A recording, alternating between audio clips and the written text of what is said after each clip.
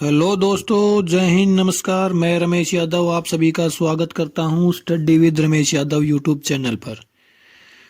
ये हमने सीरीज चलाई हुई है करंट अफेयर की, जिसमें आपको डेली का करंट अफेयर सुबह 7 बजे क्लास मिलती है। उम्मीद करता हूं अभी तक जो क्लासेज हुई हैं आपको पसंद आई होंगी और आगे भी आपको पसंद आएंगी। मंथली करंट अफेयर की भी क्लास हम डाल चुके हैं। जनवरी का करंट अफेयर आप जाके चैनल के प्लेलिस्ट में जाके देख सकते हैं। कुछ क्लासेस हमने स्टैटिक जीके की भी डाली हैं और वीकली करंट अफेयर भी का सेशन भी हमने शुरू किया है। तो उसी को आगे बढ़ाते हुए आज की क्लास 9 फरवरी 2024 का करंट अफेयर। तो उम्मीद करता हूँ आपको क्लास पसंद आएगी। अगर क्लास पसंद आती है तो लाइक करें, शेयर करें और चैनल को सब्सक्राइब जरूर करें। हमारे चैनल पर आपको रेलवे की सभी क्लासेज मिलेंगी। जो रेलवे की भर्तियाँ आ रही है, जैसे एलपी की हो गई, टेक्नीशियन की हो गई, एनटीपीसी की हो गई और लेवल फर्स्ट की हो गई, तो आपको सभी क्लासेज हमारे यूट्यूब चैनल पर मिलेंगी। अगर आपका सहयोग रहा तो हम लाइव क्लासेज भी शुरू करेंगे। तो चलिए आज की क्लास शुरू करते हैं। 9 फरवरी 2024 का current affair. Point number 1, Tata समूह ने ऐतिहासिक ₹30 लाख करोड़ का मार्केट कैप हासिल किया। तो टाटा समूह ने इतना मार्केट कैप हासिल करने वाली पहली कंपनी हमारे भारत की बन गई है। टाटा समूह ने संयुक्त बाजार पूंजीकरण में ₹30 लाख करोड़ का आंकड़ा पार करने वाला पहला भारतीय समूह बनकर इतिहास रच दिया है। यह महत्वपूर्ण उपलब्धि टाटा कंसल्टेंसी सर्विसेज जो टीसीएस है उसके बारे में बात हो रही है। टाटा मोटर्स, टाटा पावर और इंडियन होटल्स, जैसे ताज होटल है वो टाटा ग्रुप का ही है, सहित मुख्य कंपनियों के मजबूत प्रदर्शन से प्रेरित है। तो 30 लाख करोड़ का जो मार्केट कैप हासिल किया है वो किस कंपनी ने किया है? टाटा ग्रुप ने किया है। रतन टाटा टाटा ग्रुप के मालिक हैं। रतन टाटा जमशेदपुर को टाटा नगर के नाम से जानते हैं। जमशेद जी टाटा द्वारा वहाँ पे फैक्ट्री लगाई गई थी लौह इस्पात की। तो आप डिटेल में अगर पढ़ना चाहें तो आप गूगल करके पढ़ सकते हैं उस चीज़ के बारे में। बाकी हम यहाँ सिर्फ ब्रीफली बता सकते हैं। नेक्स्ट पॉइंट, प्रसिद्ध कश्मीरी कवि और पत्रकार फारूक नाज़की का निधन। तो फारूक नाज़की का निधन हुआ है हाल ही में। ये कौन थे? कवि थे और पत्रकार थे। कहाँ से इनका रिलेशन है? तो कश्मीर से इनका रिलेशन है। ये 3 पॉइंट याद रखने हैं। कश्मीर के ये हैं, कवि हैं, पत्रकार हैं, नाम है फारूक नाज़की, जिनका हाल ही में निधन हुआ है। ये आप फोटो में इनको देख सकते हैं। आगे चलते हैं। पॉइंट नंबर 3, कजाक राष्ट्रपति ने ओल्जास बेक्टेनोव को प्रधानमंत्री नियुक्त किया। कजाकिस्तान के राष्ट्रपति कौन है? ओल्जास बेक्टेनोव। प्रधानमंत्री नियुक्त किया है राष्ट्रपति ने। ओल्जास बेक्टेनोव को प्रधानमंत्री नियुक्त किया है।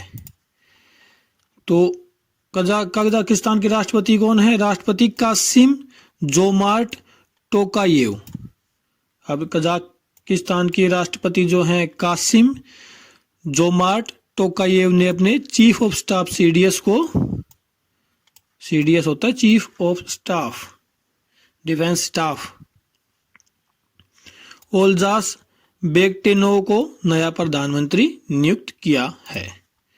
तो सिर्फ इतना याद रखना कि अभी हाल ही में जो प्रधानमंत्री बने हैं वो ओल्जास बेक्टेनोव प्रधानमंत्री बने हैं कजाकिस्तान के।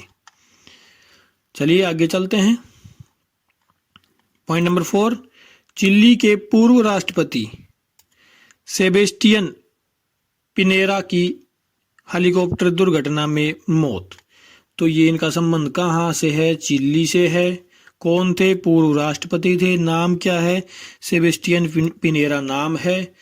चिली की राजधानी है सेंटियागो और इनकी हेलीकॉप्टर दुर्घटना में मौत हुई है अभी। तो सिर्फ इतनी चीजें, इतने पॉइंट याद रखने हैं। आगे चलते हैं। पॉइंट नंबर 5, महाराष्ट्र और गुजरात में मोबाइल स्वास्थ्य सेवा किलकारी और मोबाइल अकेडमी का उद्घाटन किया है। तो मोबाइल सेवा क्या होती है? जो एक जगह से दूसरी जगह पे जा सकती है, उसको मोबाइल सेवा कहते हैं। किसी भी चीज में हो सकती है। केंद्रीय स्वास्थ्य मंत्री एसपी सिंह बघेल और डॉक्टर भारती प्रवीण पवार ने वस्तुतः मातृ एवं शिशु स्वास्थ्य पर साप्ताहिक IVRS संदेश प्रदान करने वाली किलकारी और आशा प्रशिक्षण के लिए मोबाइल अकेडमी का उद्घाटन किया है। तो ये कहाँ किया गया है? ये महाराष्ट्र में और गुजरात में किया गया है। नाम क्या है? किलकारी। तो और आशा प्रशिक्षण के लिए मोबाइल अकेडमी, कि भाई उनके गांव में जाके जो आशा वर्कर होते हैं, गांव में जाके उनको प्रशिक्षित किया जाएगा कि मातृ और शिशु स्वास्थ्य के बारे में उनको अच्छे से जानकारी दी जाएगी। तो उसके लिए ये शुरू की गई है। नेक्स्ट पॉइंट, RBI की मौद्रिक नीति, रेपो रेट 6.5 पर स्थिर। RBI आपको पता है बैंकों का बैंक का सबसे बड़ा अपना जो केंद्रीय बैंक है वो RBI है। केंद्रीय बैंक जो RBI, जो जितने भी बैंक हैं हमारे, उनको सभी को कंट्रोल जो करता है RBI करता है। मुख्यालय मुंबई में है RBI का। 1935 में स्थापना हुई थी RBI की, अंग्रेजों ने इसकी स्थापना की थी। तो उन्होंने रेपो रेट दिया है कि रेपो रेट 6.5% रहेगा। रेपो रेट क्या होता है? जैसे RBI है, RBI और ये कोई भी बैंक है, जैसे SBI हो गया, ICI हो गया, कोई भी बैंक है, अगर ये अपने पैसों को RBI के पास जमा कराता है, RBI के पास अपने पैसों को जमा कराता है, तो RBI किस ब्याज दर पे इनको ब्याज पे करेगा, उसको हम कहते हैं रेपो रेट। उसको कहेंगे रेपो रेट। कि भाई कोई भी बैंक है वो अपने पैसे RBI के पास जमा करा रहा है, RBI उनको ब्याज देगा, तो वो ब्याज किस रेट पर मिलेगा उसको कहते हैं रेपो रेट। एक मोटे से हिसाब से आप समझ लो। एक होता है reverse repo rate. Reverse repo rate, उसमें क्या है कि RBI इनसे लोन लेता है और ये उनसे ब्याज लेते हैं, फिर उसको कहते हैं रिवर्स रेपो रेट। और इन सभी पे कंट्रोल होता है RBI का। RBI ही बताता है कि कितना रिवर्स रेपो रेट रहेगा, कितना रेपो रेट रहेगा। तो RBI ने अभी रेपो रेट 6.5 पर स्थिर करके रखा है। तो ये आप याद करें, क्योंकि मौद्रिक नीति लेके आते रहते हैं कि भाई ज़्यादा पैसों का चलन भी ना हो, उनको सोखा जाए, और कमी भी ना आए जिससे महंगाई बढ़े, इन्फ्लेशन बढ़े। तो ये काम भारतीय रिजर्व बैंक का है कि मौद्रिक नीति है जिसमें 6.5% पर बरकरार रखते हुए एक महत्वपूर्ण घोषणा की है। नेक्स्ट पॉइंट देखते हैं, पॉइंट नंबर 7। 2024 टाटा स्टील शतरंज टूर्नामेंट में वेई की शानदार जीत। तो 2024 का टाटा स्टील जो शतरंज टूर्नामेंट है वो किसने जीता है? वेई, नाम अजीब है थोड़ा। वेई ने 2024 टाटा स्टील शतरंज टूर्नामेंट जीता है। वेई 2024 टाटा स्टील शतरंज टूर्नामेंट में अनीस गिरी, गुकेश डोमाराजू और नोदिर बेक अब्दू सातोरोव के साथ 4 खिलाड़ियों के ट्राईबैक में विजयी होकर जीत हासिल की है। तो जीता कौन है? वेई 2024 टाटा स्टील शतरंज टूर्नामेंट। सिर्फ याद इतना रखना है। आगे चलते हैं, पॉइंट नंबर 8। दिल्ली में ट्रांसजेंडर समुदाय के लिए मुफ्त बस यात्रा की घोषणा। तो दिल्ली के मुख्यमंत्री अरविंद केजरीवाल ने कहा कि भाई सामाजिक उपेक्षा के शिकार होते हैं ट्रांसजेंडर, तो उनके लिए बसों में मुफ्त यात्रा का प्रावधान किया जाता है। तो उन्होंने घोषणा की है कि इन्होंने, अरविंद केजरीवाल जी ने दिल्ली में ट्रांसजेंडर समुदाय के लिए मुफ्त बस यात्रा की घोषणा की है। ये चीजें याद रखनी है। आगे चलते हैं, पॉइंट नंबर 9। विश्व बैंक की LPI रिपोर्ट 2023 में भारत 139 देशों में से 38वें स्थान पर। LPI रिपोर्ट क्या होती है? Logistic performance index. तो उसके बारे में देखते हैं। भारत के लॉजिस्टिक्स प्रदर्शन में उल्लेखनीय सुधार देखा गया है। जैसा कि विश्व बैंक की लॉजिस्टिक परफॉर्मेंस इंडेक्स रिपोर्ट में इसकी रैंक से संकेत मिलता है।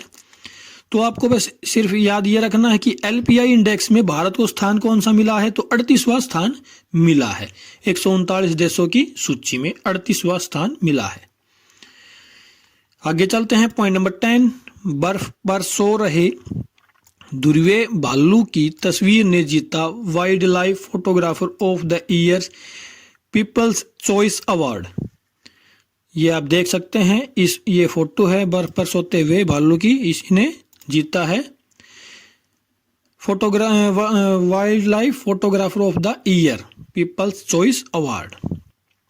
तो आप इसके बारे में जानिए थोड़ा। नीमा सरीखानी को wild life photographer of the year people's choice award 2023 मिला है। तो किन को मिला है? नीमा सरीखानी को अवार्ड कौन सा मिला है? Wild life photographer of the year people choice award 2023। उन्हें यह सम्मान बर्फ पर सो रहे ध्रुवीय भालू की तस्वीर के चलते मिला है। उन्होंने तस्वीर लेने से पहले नॉर्वेजियन द्वीपों पर 3 दिनों तक ध्रुवीय भालू की खोज की थी। तो आज की क्लास में इतना ही। उम्मीद करता हूँ आपको क्लास पसंद आएगी। अगर क्लास पसंद आती है तो आप लाइक करें, शेयर करें और चैनल को सब्सक्राइब जरूर करें। आपका बहुत बहुत धन्यवाद क्लास देखने के लिए। मिलते हैं, कल फिर मिलेंगे सुबह इसी टाइम, सुबह 7 बजे। Thank you very much.